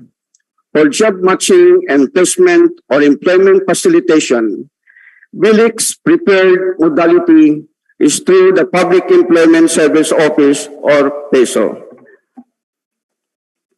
which requires to be set up in all provinces, cities, and municipalities in the BARM with a system of accreditation for non-government organizations or in educational institution to establish and operate a PESO and job placement office.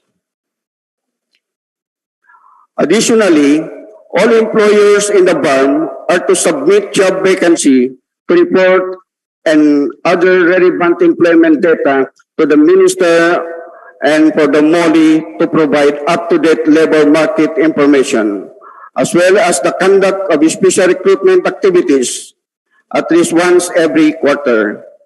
To secure the best possible terms and conditions of employment for every Bangsamoro desiring to work overseas, as well as ensuring welfare services and assistance to overseas Bangsamoro workers, the Ministry is mandated to implement the Recruitment Agency Regulation Act of 2020, the Overseas Bangsamoro Act of 2021, and such other laws that the Parliament may issue. The code adopted the minimum employment standards in the Labor Code of the Philippines as labor protection, and with the Bangsamoro Tripartite Wage and Productivity Board as the minimum wage setting body for each and every sub-region province of the BARM based on the set criteria as adopted in the BILIC. The Bangsamoro cultural rights and identity are set out in a separate book to emphasize the significance of the cultural peculiarities of the Bangsamoro and afford protection in the free exercise thereof. The BILIC also puts a strong emphasis on social welfare and protection as set out in Book 4.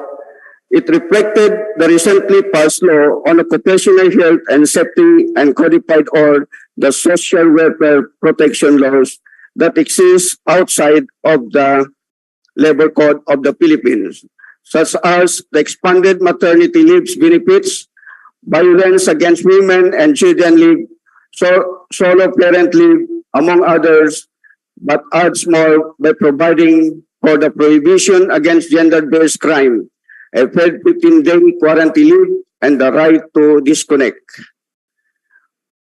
With respect to the employment relation, BILIC reflected the Labor Code of the Philippines labor relation policy of bipartisan at the enterprise level through the collective bargaining and workers' participations, and tripartism at the national and industry levels. For bipartisan at the enterprise level, the BILIC adopted the Labor Code's policy bias towards a federated approach to union organizing over independent union organizing. Certifications of solo and exclusive bargaining agent for specific bargaining units, and modified the double majority rule in the determinations of the exclusive bargaining agent to mean 50% plus 1. This is for the purposes of determining the validity of the election and a simple majority for the determinations of the winning union. It likewise adopted provisions on collective bargaining process, acceptable bargaining behavior as component of shared responsibility, process to be observed in the exercise of the right to strike or lockout, and depart by integrating the ILO essential service criteria in the exercise of a assumptive power of the minister instead of the Labor Code's indispensable to the national interest criteria. The enactment of the Bangsamoro Organic Law gave the region independence in regard to the administrations of the labor justice in the regions. Consequently, the NRRC gave up its jurisdiction over the labor cases filed within BARM. Unfortunately, as a result, the BARM region has lost accessible and affordable recourses in seeking labor justice. Seeing this necessity for dispute settlement, the Bangsamoro Labor Conciliations and Arbitration Board, or BLCAB, was proposed to provide the process and administrative machinery to settle labor disputes. Similar to the Labor Code, it is biased towards voluntary modes of settling labor disputes through conciliation, mediation, and voluntary arbitration, with compulsory arbitration as the last resort. Subsequently, the Bangsamoro Labor Justice Administration embraces conciliation mediation as a prior resort to compulsory arbitration, where established the voluntary arbitrations and the Bangsamoro Conciliation Mediation Board. The preparations of the code started in July 2021.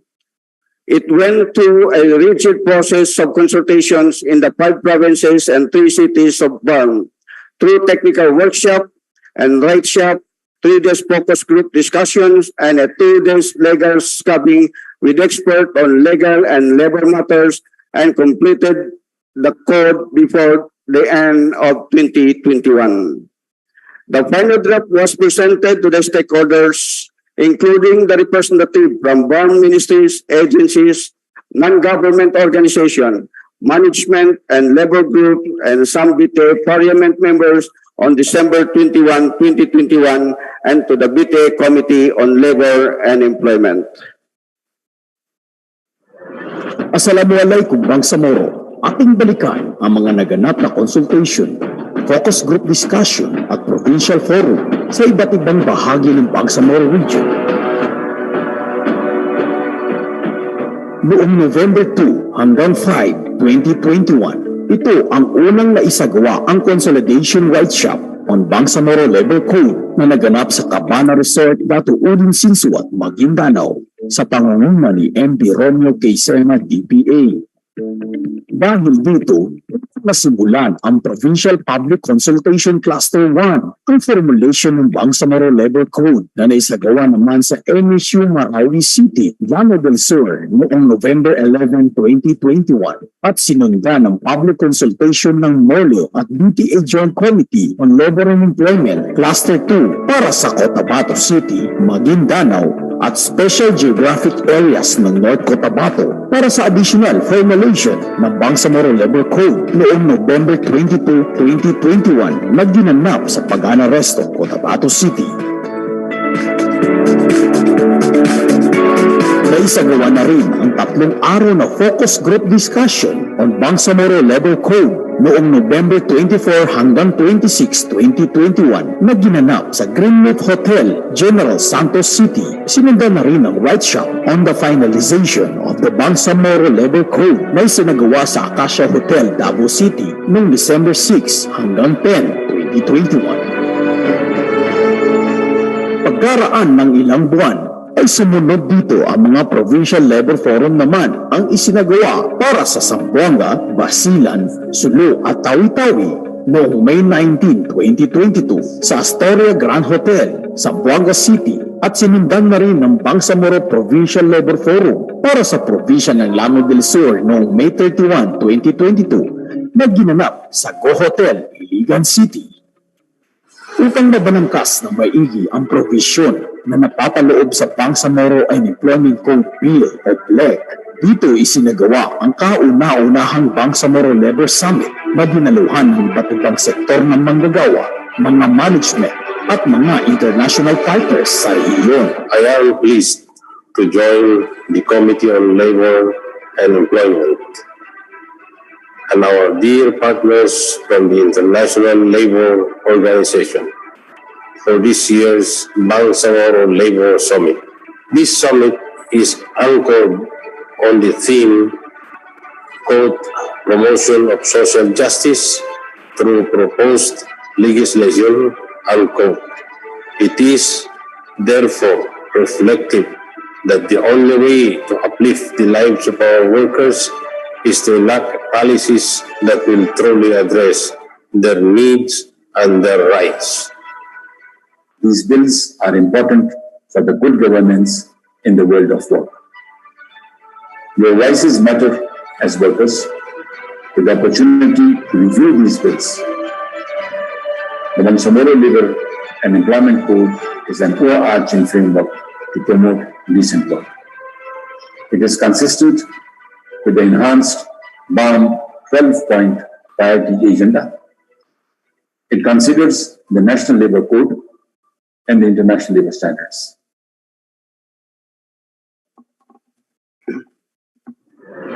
As I was still the Minister of the Ministry of Labor and Employment, then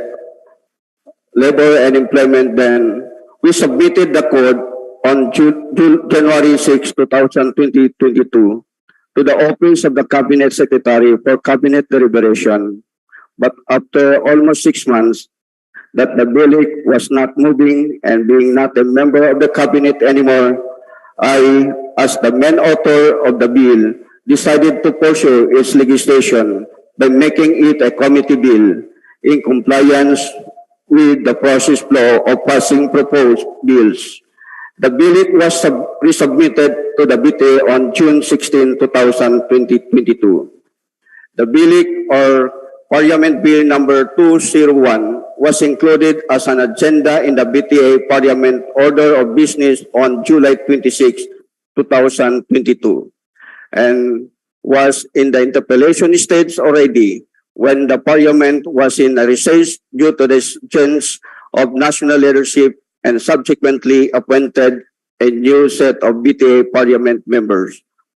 All the issues and concerns that was raised during the interpellations were responded and appropriate changes were all incorporated in its newest editions. I am now submitting this as a private bill of which its approval is earnestly sought. Mr. Speaker, your support of this bill is also your support to the Bangsamoro government guarantee of the fundamental rights of all workers as stipulated in Article 9, Section 10 of the Bangsamoro Organic Law. I am most hopeful of your full support and approval. Wabillahi taufiq wal hidayah. Wassalamualaikum warahmatullahi taala wabarakatuh. Mr. Speaker, I move to refer Parliament Bill number 59. 59 59. to the Committee on Labor and Employment and the Committee on Amendments, considering that in the title, there is a proposed amendment to the Bangsamoro Administrative Code. There is a motion to refer proposed resolution number 59 to the Committee on Labor and Employment and to the Committee on Amendment of Laws.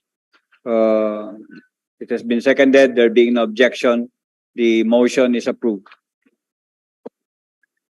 Mr. Speaker, there being no other agenda in the order of business, I move to adjourn today's session until 1:30 p.m. tomorrow. Session is adjourned until 1:30 tomorrow afternoon.